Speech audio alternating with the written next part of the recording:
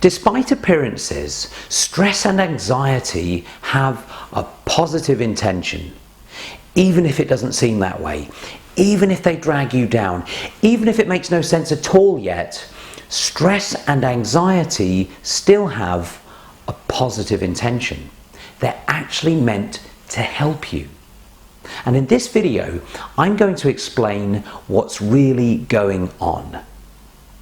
There is only one major purpose for the existence of anxiety and stress, and that is to keep you safe, to keep you alive.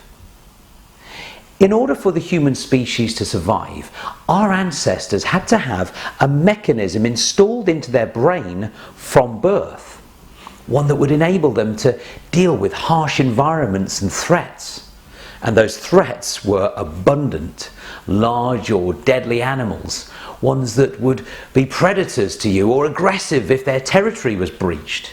Landslides, volcanic eruptions, tidal waves, earthquakes, extreme weather conditions, falling trees or rocks, venomous spiders and poisonous insects, humans from another tribe, or even challenges in your own tribe. Let's face it, our ancestors went through a great deal to survive and finally deliver you and me to this modern world. It was essential that they had a fast response mechanism that didn't require much thinking time, an automatic response system that gave them the best chance of surviving.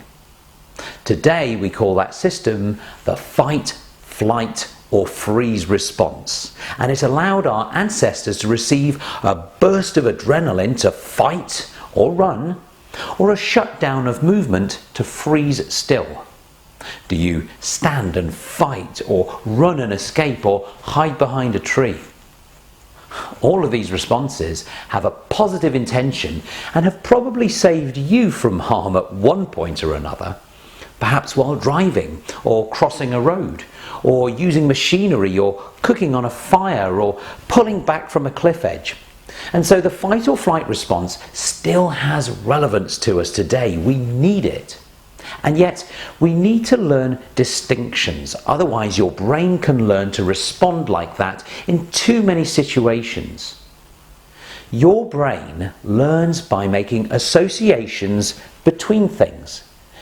And if you are often in a stressed state, by carrying that state with you into environments, while your brain continues learning by making associations, linking one thing to another, then your brain learns to associate that stressed state with more and more things.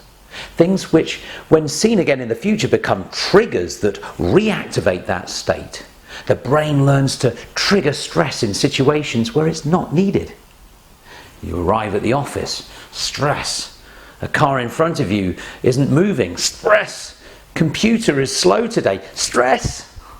In our modern lives, we have a new challenge, not so much one of escaping from predators, but one of overactivating our stress responses. We're triggering it too often and then holding stress-related chemicals in our bloodstream. And we're making unnecessary stress-related associations. We're creating storms inside our minds where there could be clear skies, thunder inside our bodies where there could be calm. We need to learn how to take back control of our minds and our body's responses. We need fight or flight, but it's best that we save it for those moments of real need. And for the rest, let's start to make those internal adjustments and begin to retrain our minds so that we can live and be safe while having a better experience of life. Nature never intended you to hang on to stress and anxiety. Its purpose has only ever been to keep you safe from harm, not to cause you harm. And yet our modern, too much to do lifestyles seem to be acting against this intention. But there is a solution. In fact, there are many. And when we bring those solutions together, they provide us with a rich array of choices of how we can help ourselves to remove the toxicity of stress and the burden of unwanted responses. So keep watching these videos, follow along and start to release yourself from the unnecessary stress and anxiety that you've been experiencing. Perhaps you're already starting to realize it's not your duty to carry them anymore.